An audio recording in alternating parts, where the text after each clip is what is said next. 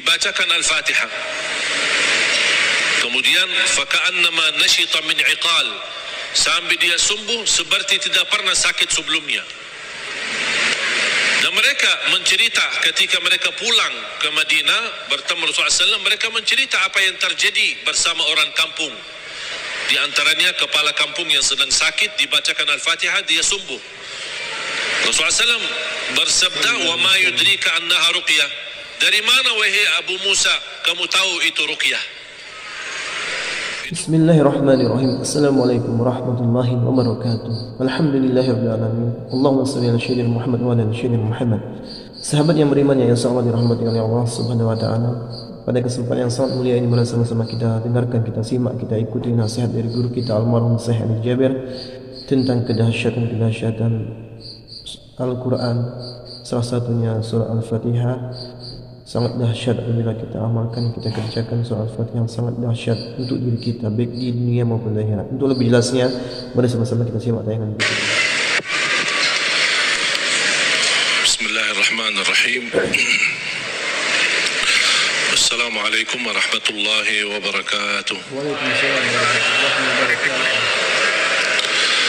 Alhamdulillahi rabbil alamin, wa ashhadu an la ilaha illallah wahdahu la sharika lahu waliyus salihin, wa ashhadu anna sayyidana wa nabiyyana Muhammadan abdullahi wa rasuluhu as-sadiqul amin. Allahumma salli wa sallim wa barik ala sayyidina Muhammad wa ala alihi wa sahbihi wa man tabi'ahum bi ihsanin ila yaumiddin. اللهم علمنا ما ينفعنا وانفعنا بما علمتنا وزدنا علما وتقى. Para jemaah sekalian yang dimuliakan Allah Subhanahu wa taala,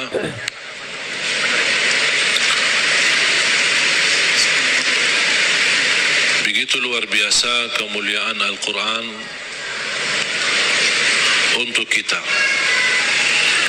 Kita terpilih menjadi umat Nabi Muhammad sallallahu alaihi wasallam, menjadi ummatul Quran. Quran yang abadi, Quran yang suci, dijamin tidak ada celah di dalamnya, tidak ada kesalahan, tidak ada kebatilan. Bahkan dalam lindungan Allah Subhanahu wa taala, dari bentuk makna, arti, isinya, tulisannya, halam-halamannya, dan semua dilindungi oleh Allah Subhanahu wa taala. Sebagaimana janji Allah, inna nahnu nazzalna dzikra wa inna lahu lahafizun. Kami telah menurunkan Al-Quran dan kamilah yang menjaganya. Termasuk terjaga ahlul Quran. Bukan hanya Al-Quran sendiri yang terjaga, tetapi ahlul Quran pun dijaga oleh Allah Subhanahu wa taala. Bahkan salah satu lindungan Allah Subhanahu wa taala kepada kita melalui Al-Quran, akan dilindungi oleh Allah ahlul Quran dari siksa neraka Jahannam.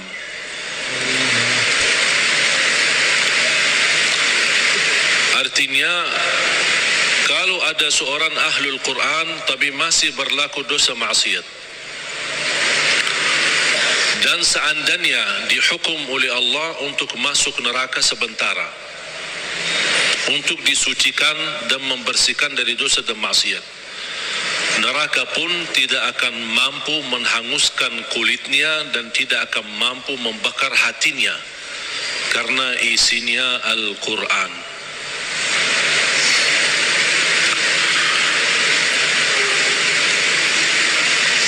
Banyak kelebihan Al-Quran untuk kita. Surah yang paling agung di dalam Al-Quran suratul Fatihah.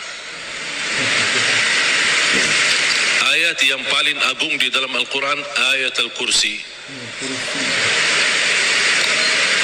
Suratul Fatihah, kalau boleh saya artikan dialog sama Allah, berdialog dengan Allah.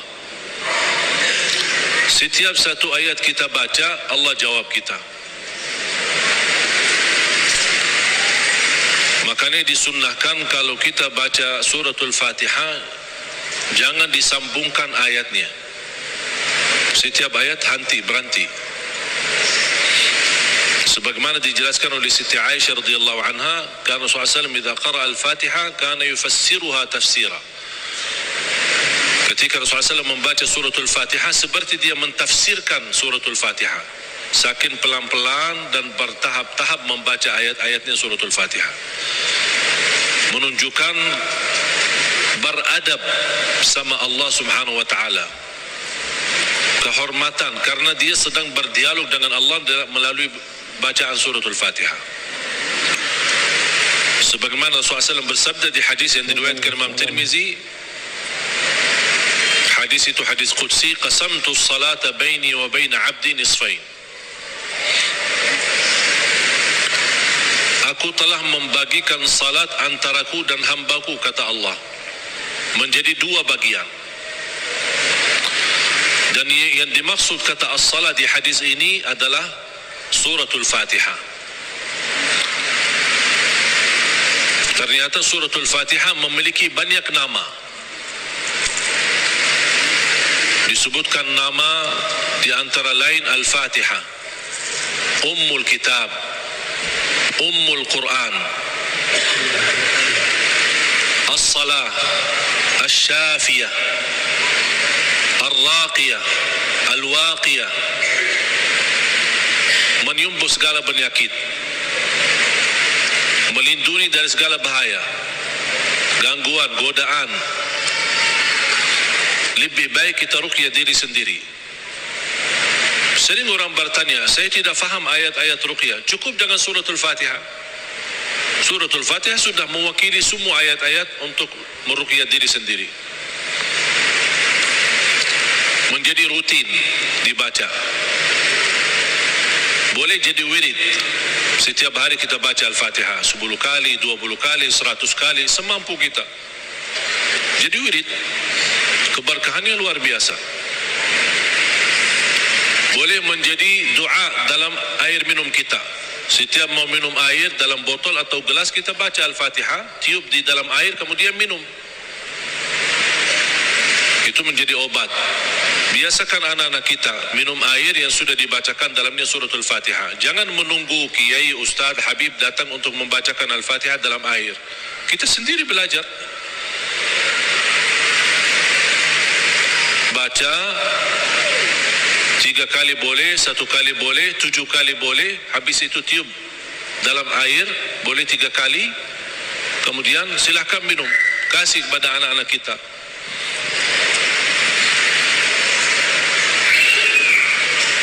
Al-Fatihah sebagai obat menyembuhkan penyakit kita. Ada yang merasa gesak di hati, merasa stres kepalanya, boleh taruh tangan yang kanan di atas kepala dan baca Al-Fatihah. Di atas dada kita baca Al-Fatihah. Itu sungguh subhanallah. Al-Quran sebenarnya seluruh Al-Quran, seluruh isi Al-Quran itu obat. Qul huwa lilladzina amanu hudan wa shifa. Sungguh Al-Quran itu petunjuk dan obat, menyembuhkan penyakit bagi orang-orang yang beriman. Berarti Al-Quran menyembuh penyakit hanya berlaku bagi orang yang beriman. Yang tidak beriman tidak berlaku.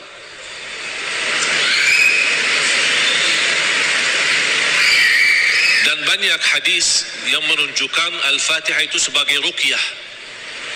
Sebagaimana hadis Abu Musa Al-Asy'ari radhiyallahu an ketika menobati seorang kepala kampung yang sambat sakit, kemudian dibacakan Al-Fatihah. Kemudian faka'annama nashita min 'iqal, sampai dia sembuh seperti tidak pernah sakit sebelumnya. Dan mereka mencerita ketika mereka pulang ke Madinah bertemu Rasulullah SAW, mereka mencerita apa yang terjadi bersama orang kampung. Di antaranya kepala kampung yang sedang sakit, dibacakan Al-Fatihah, dia sembuh. Rasulullah SAW bersabda, wa ma yudrika annaha ruqyah. Dari mana wahai Abu Musa kamu tahu itu ruqyah? Itu menunjukkan Rasul setuju dengan perilaku Abu Musa al-Ash'ari. Kembali kepada hadis yang diriwayatkan Imam Tirmizi, hadis yang qudsi, qasamtu as-salata baini wa baina 'abdi nisfain. Aku telah membagikan salat antaraku dan hambaku. Ini Allah yang sedang bicara di hadis qudsi itu. Berarti salah satu nama suratul Fatihah as-salah namanya. Kenapa dinamakan as-salah? Karena tidak sah salat kita tanpa suratul Fatihah. Qasamtu as-salata baini wa baina 'abdi nisfain. Aku telah membagikan salat itu antaraku dan hambaku dua bagian. Fa idza qara'a 'abdi alhamdulillahi rabbil alamin qala Allah hamadani 'abdi. Ketika hamba berkata alhamdulillahi rabbil alamin qala Allah jawab. Cuba bayangkan jemaah sekalian, setiap satu ayat dari suratul Fatihah kita baca, Allah jawab kita. Makanya layaknya adab yang sempurna, jangan sambungkan suratul Fatihah. Allah jawab, kita hayati jawaban Allah subhanahu wa ta'ala. Alhamdulillahi rabbil alamin. Allah menjawab, hambaku telah memujiku. Alhamdulillahi rabbil alamin. Qala Allah hamadani abdi. Hambaku telah memujiku. Ar-Rahmanir Rahim. Qala Allah majjadani abdi. Hambaku telah mengagungkanku. Malik Yaumiddin. Qala Allah athna alayya abdi. Hambaku telah memuliakanku. Allah jawab setiap ayat. Iyyaka na'budu wa iyyaka nasta'in. Allah jawab, ini antaraku dan hambaku. Na'budu itu Allah, nasta'in kami memohon pertolongan kepada Allah. Berarti ada dua bagian. Ini antaraku dan hambaku kata Allah. Ini ada bagian untukku, ada bagian untuk hambaku. Iyyaka na'budu wa iyyaka nasta'in. Dan terpilih kata nasta'in memang sangat pas. Kenapa tidak terpilih iyyaka na'budu wa iyyaka natawakkal? Iyyaka na'budu wa iyyaka nasbir. Iyyaka na'budu wa iyyaka nu'min. Kenapa terpilih kata nasta'in? Karena kita tidak mampu menyempurnakan ibadah sebagai hak Allah tanpa pertolongan dari Allah. Berarti cocok kata nasta'in. Imam Ibnul Qayyim membuat satu buku gara-gara kalimat ini, Iyyaka na'budu wa iyyaka nasta'in. Bukunya 2 jilid, lebih dari 400 halaman. Hanya membahas Iyyaka na'budu wa iyyaka nasta'in. Madarijus salikin fi manazili iyyaka na'budu wa iyyaka nasta'in. Sudah ada dalam bahasa Indonesia. Atau silahkan kalau keberatan membeli bukunya mungkin mahal, bisa anda download di Google, Syekh Google. Buka nama bukunya Madarijus Salikin fi Manazili Iyyaka Na'budu wa Iyyaka Nasta'in. Selain buku ini yang sangat bagus yang dimiliki oleh Imam Ibnul Qayyim, buku yang kedua adalah Zadul Ma'ad. Zadul Ma'ad. Kata guru saya, fantasnya dan layaknya setiap orang muslim menyimpan buku ini di samping tidurnya, di tempat tidurnya. Sebelum mau tidur, baca walaupun 1 halaman dari buku itu. Kenapa? Karena buku Zadul Ma'ad termasuk buku yang terbagus membahas ibadah-ibadah dan sehari-hari Nabi Muhammad. Dan kita bisa terapkan setiap hari. Ini baca amalannya apa, ini baca amalannya apa. Gimana tidurnya Rasul, gimana ibadahnya Rasul, gimana zikirnya Rasul, gimana makanannya Rasul, gimana perginya dan jalannya Rasul. Ini semua dibahas dalam buku itu, Zadul Ma'ad. Silakan buka di Google juga. Banyak Google hebat itu, semua ada. Karya Imam Ibnul Qayyim. Kalau anda bisa beli 2 buku ini atau bisa download di internet, itu sangat bagus. Sudah ada dalam bahasa Indonesia.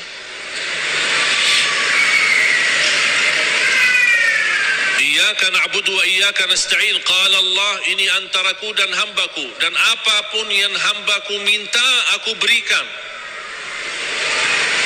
Coba gimana jawaban Allah. Iyyaka na'budu wa iyyaka nasta'in, ini antaraku dan hambaku, apapun hambaku meminta aku berikan. Habis itu apa yang diminta oleh hamba? Minta apa? Ihdinas siratal mustaqim. Tetap Allah masih jawab, ini untuk hambaku. Ihdinas siratal mustaqim. Siratal ladzina an'amta alaihim. Allah jawab, ini untuk hambaku. Ghairil maghdubi alaihim waladdallin. Ini untuk hambaku. Artinya Allah kabulkan doanya, karena ini doa. Makanya kita tutupi amin. Apa arti amin? Allahumma stajib, ya Allah mohon diterima. Itu makna amin. Mohon ya Allah, terima permohonan kami. Allah menjawab, ini untuk hambaku. Artinya Allah jawab dan kabulkan doa kita. Makanya ketika kita baca Al-Fatihah, kita merasakan berdialog dengan Allah. Dan suratul Fatihah, dua macam doa ada di dalamnya. Ada dua macam doa. Doa ibadah dan doa masalah. Bukan masalah ya. Masalah. Doa ibadah dan doa masalah. Apa beda doa ibadah sama doa masalah? Ini ada dua macam doa, dan dua-duanya ada di dalam suratul Fatihah. Doa ibadah yang isinya memuji Allah tanpa meminta. Doa ibadah memuji Allah tanpa meminta, tidak ada permintaan. Contoh, Alhamdulillahi Rabbil Alamin. Apa permintaannya? Tidak ada. Cuman artinya apa? Memuji Allah. Segala puji bagimu ya Allah. Dan tidak ada kata yang terindah daripada kata Alhamdu. Karena Alhamdu sudah mewakili semua segala pujian. Artinya jemaah sekalian, kalau ada di antara kita yang tidak faham cara yang terbaik memuji Allah, tidak hafal kata-kata yang panjang dan indah, tidak hafal Asmaul Husna, aku ingin memuji Allah, cukup satu kata, Alhamdulillahi Rabbil Alamin, mewakili segala pujian. Makanya kata ini sangat luar biasa. Kalau diartikan dalam bahasa Arab, segala puji bagimu ya Allah. Artinya semua pujian bagimu ya Allah, segalanya. Makanya disebut kata itu doa ibadah, karena isinya memuji Allah tapi tidak meminta. Tidak meminta apa-apa. Doa yang kedua, doa masalah, yang isinya memohon sesuatu. Memohon sesuatu. Contoh, ihdinas siratal mustaqim. Itu kan ada permintaan. Makanya disebutkan doa masalah. Layaknya setiap kita berdoa diawali dengan doa ibadah, baru masuk kepada doa masalah. Itu adab, tata cara doa. Jangan langsung mau berdoa, ya Allah ampuni ya Allah. Puji dulu. Karena Allah senang mendengar pujian hamba. Allah senang. Buat Allah senang dulu, baru minta. Dan itu sudah dibuktikan oleh suratul Fatihah. Makanya saya selalu berkata, bagi orang awam yang tidak bisa berdoa, tidak mampu doa, tidak hafal doa, atau tidak memfahami bagaimana bisa berdoa, dia cukup membaca Al-Fatihah mewakili semua doa. Karena isinya doa ibadah ada, memuji Allah tanpa meminta, dan juga ada isinya doa masalah.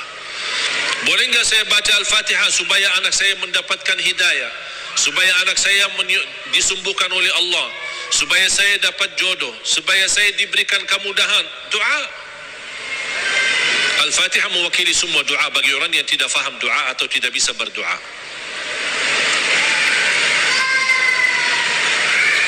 Jadi diawali doa kita dengan ibadah atau doa ibadah yang isinya memuji tanpa meminta, baru masuk ke tahap yang kedua, doa masalah, memohon kepada Allah SWT.